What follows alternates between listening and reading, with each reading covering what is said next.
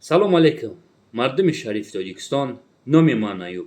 امیدوارم خوب هستید. مراجعت ما شما را مخالفتون گفتن نمیتونم، یعنی اپوزیسیتون گفتن نمیتونم. شما خائن هستید برای که شما به فکت دلیل گام میزنید.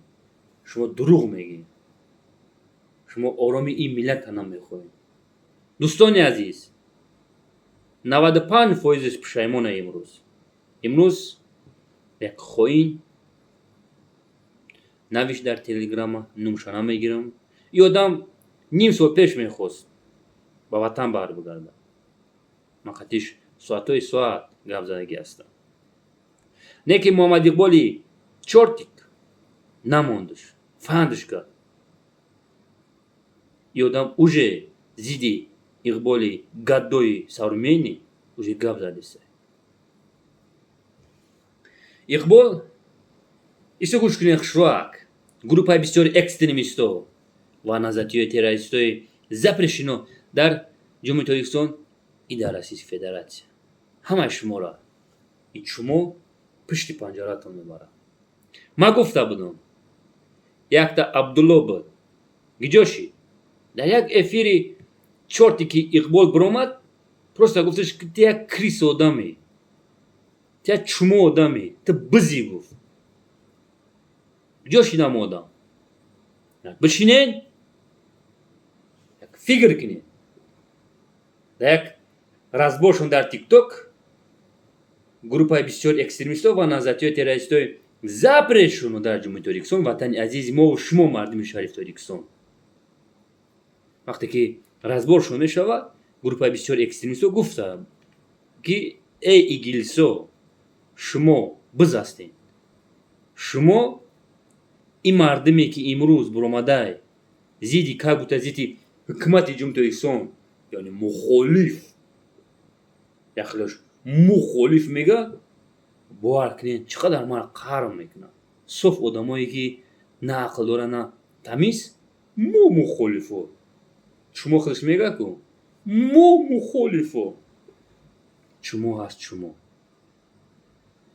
80,000 زیاد هستین. بازی سر وقت است. بسیار سوال میتین رنگ یک خوینی دیگه امروز. همه خفه نشه. نوم تا نمیگیرم. من میدونم که تو میخوای با وطن برمیگردی. بسیار خوب ایوب. من میام با گرانسای جمهوری تاجیکستان. 5 روز در گرانسای جمهوری تاجیکستان میشم. گارانتی هست که در دستی من نوشیک نمیزنم. یا که در ایرپورت این مینا بسیار سوال هست از группа بسیار экстремистов. من تو دوشنبه را میام. در دوشنبه مرا در دستم نوشیک نمیزنم. سخن پرزیدنت جمهوری تاجیکستان پدر ملت.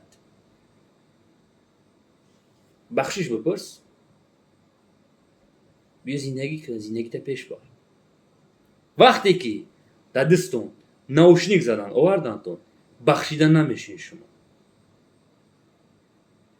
ای خوینا بر بگردین. بخشش بپرسین. شما داری پرزیدنت باور کنین نکنین یفته نمیتونین دیگه. پدر ملت میبخشه. خیلی چیکار کنیم؟ خوین باید بخشیده نشود. ما پرزیدنت داریم. خلوجان 100 سالش کنه. بازی سر وقت است. بر بگردین. بخشش بپرسین. ای مردم شریف تاجیکستان بخشش بپرسین. هست بسیار ویدیویی که این نظریه تروریستای запрещено در جمهوری تاجیکستان і در Российской Федерации. 3 минута برآمده بخشش پرسیدن. زندگی دونه چیزی نمیگه. شرطه که پشت شما پشت پنجره برین. برادرتون میگم شما خونی ما هستین. نه که امروز پشت دست شکل یعنی حسین اشور، نرکمانی بیروز، کبیری کریسا، محمد اقبالی چما ای مردم اقبال چما است. ای مردم شریف تاجیکستان اقبال کنچینی چما است. با وطن بر بگردین، بخشش بپرسین. وزدیان سری وقت است. وزدیان سری وقت است. بیاین با گرانیسا میاین، ایرپورت دوشنبه میاین، بیاین. من خودم افیر کده دستون میگیرم تا خونتون رو میبارم تو. برادرو، من دستی مردی درست کیسم. بیو دستا بته، من جواب میتم. دستا بته با اون شرطی که تو بخشش میپرسی. بیو تو خونی ما هستی. من میدونم کبیری آینده شما را نمیخواه. دستا بته، دستا میبارم در دستی اوچا میتم. اوچای تو اوچای ما میشوه. گروپ های بسیار اکستریمیستو و نظرتی های تروریستی های زپرشینو در جمهوری تاجیکستان و در روسیه فدراسیون. من دستی مردی درست کیسم. دستا بته. وقتی که بخشش پرسیدی اومدی دستا نوشنیک زدن، باید دستی مدن نوشنیک بزنم. 13 قتید میشینم، ترمنده قتید میشینم. دستا بته. برای که پدر ملت سخن کنگی است. چه که سخن کنه سوال نواده. دستی چومو ایمن نزدیو چی گفت؟ من مردم ما بر میگردونم. برگردون. اقبال چومو چهار تیکته. حتی اونو کشیدن آوردن تو این ملتی که واسه تو پس زده سی حکومتی که توربان ترا نزدیو فروخته بودن. ترا پدرت فروختگی بود. ایمینا چهار تیکی عبدالله نوری تبخی زیدی کریسه کبیری گابزان. امروز خیسه همون حکومتی که این چهار تیکه آزاد کرد. دستا بته.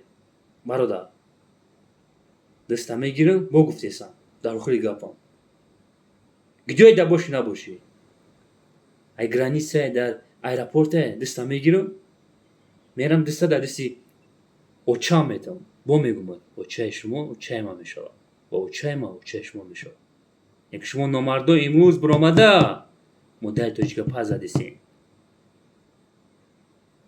اوجه دیدیسم که زیدی اقبال چارتیک برآمدیسین کار خوب میکنی. من گفته بودم یک سال قلقی دیگه صبر کنی. یک قلقی دیگه با وطن تو بر بگرده. چقدر آرام است، چقدر آبادی است. ای دوستان، من همین روزا باور کنین میشینم فکر میکنم میگم ده 3 سال ای جمهوری تاجیکستان نیما یوروپا را میزگاره میروه. بر بگردیم با وطن تو. زنده باشه.